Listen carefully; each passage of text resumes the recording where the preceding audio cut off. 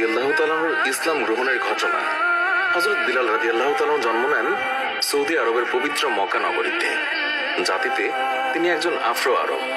পিতার নাম রাবাহ আর মায়ের নাম হামামা। তার পিতা একজন কৃতদাস হলেও মা হামামা ছিলেন শাহজাদি। শাহজাদি কেমন করে গোলামের স্ত্রী হলেন সেটা জানতে হলে আমাদেরকে একটু পেছনে ফিরে যেতে হবে। মধুর আজানের ধ্বনিতে সমগ্র ধর্মপ্রাণ মুসলিমদের হৃদয় আকুল হয়। যে মানুষটি সর্বপ্রথম এই পবিত্র আজান কণ্ঠে ধারণ করেছিলেন তার নাম হযরত বিলাল রাদিয়াল্লাহু তাআলা আনহু, ইসলামের প্রথম মুয়াজ্জিন। আজ আমরা তার জীবন কাহিনী জানবো ইসলামের জন্য আমৃত্যু লড়াই করে যাওয়া এক সাহসী যোদ্ধার কথা। শেষ নবী হযরত মুহাম্মদ সাল্লাল্লাহু আলাইহি ওয়াসাল্লাম জন্মগ্রহণ করেছিলেন 570 খ্রিস্টাব্দে। সেই বছরেই আবিসিনিয়ার বাদশা আব্রাহা তার বিরাট হস্তি বাহিনী নিয়ে পবিত্র মক্কা নগরী আক্রমণ করে। হস্তি বাহিনীর ভয়ে আরবরা ভয়ে আতঙ্কিত হলেও আল্লাহর ঘর রক্ষার ব্যবস্থা করলেন আল্লাহ তাআলা নিজেই। হস্তি বাহিনী সহ আব্রাহা পরাস্ত হল। এই ঘটনার কথা মুসলমানদের পবিত্র ধর্মগ্রন্থ পবিত্র কোরআন শরীফে সূরা ফিলে উল্লেখ করা আছে। আরবি ফিল শব্দের অর্থ হলো হাতি। যুদ্ধে পরাজিত হয়ে আব্রাহার সমস্ত বাহিনী পালিয়ে গেল। যারা পালাতে পারল না তারা আরবদের হাতে বন্দী হলো। এই বন্দীদেরই একজন ছিলেন বিলাল রাদিয়াল্লাহু তাআলার মা হামামা। হামামা ছিলেন স্বয়ং বাদশাহ আব্রাহার ভাতিজি, কিন্তু ভাগ্যের ফেরে হলেন দাসী।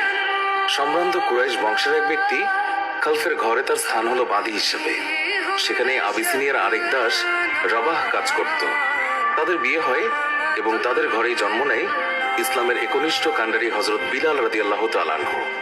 হযরত বিলাল রাদিয়াল্লাহু তাআলা আনহুর চেহারা মুবারকের যে বর্ণনা পাওয়া যায়, একজন আফ্রো আরব হিসাবে তার গায়ের রং ছিল কালো, দেহের গঠন ছিল লম্বা, মাথায় ঘন কালো চুলে তিনি লাল খিজাব ব্যবহার করতেন। বাবা মায়ের স্নেহের ছায়ায় শিশু বিলাল তিনি বড় হচ্ছিলেন। হঠাৎ করে বিলালকে এতিম করে তার মা বাবা পাড়ি জমান না ফেরার দেশে। এর আগে বিলালকে রেখে যান মনিফ খালফের কাছে। একজন কৃতদাসের ছেলে হিসেবে তাকেও কৃতদাস হতে হলো। বিলাল সেইভাবেই চলছিলেন। একদিন মারা গেলেন খালফ। মনিফ হলেন খালফের পুত্র উমাইয়া। উমাইয়া ছিলেন নির্মম। বিলালের উপর নেমে আসলো এক অকথ্য নির্যাতন। কিশোর বিলালের কাজে এতটুকু ভুল ত্রুটি পেলেই তাকে অমানবিক নির্যাতন চালাতো উমাইয়া। জুলুম আর অত্যাচারের মাত্রা বেড়ে গেল আম্মারও। তারই মতো একজন হতভাগ্য কৃতদাস আম্মার পরে নবী সাল্লাল্লাহু আলাইহি ওয়াসাল্লামের সাহাবাদের একজন হয়ে ওঠেন এবং তার হাতে স্থাপিত হয় ইসলামের প্রথম মসজিদের ভিত্তিপ্রস্তর। আম্মারের কাছে বিলাল রাদিয়াল্লাহু তাআলা আনহু শুনলেন মহানবী সাল্লাল্লাহু আলাইহি ওয়াসাল্লামের নাম। দুজনেই সিদ্ধান্ত নিলেন ইসলাম গ্রহণ করবেন। একসময় সেটি করেও ফেললেন। বিলাল রাদিয়াল্লাহু তাআলা আনহুর ইসলাম গ্রহণের খবর আর চাপা রইল না।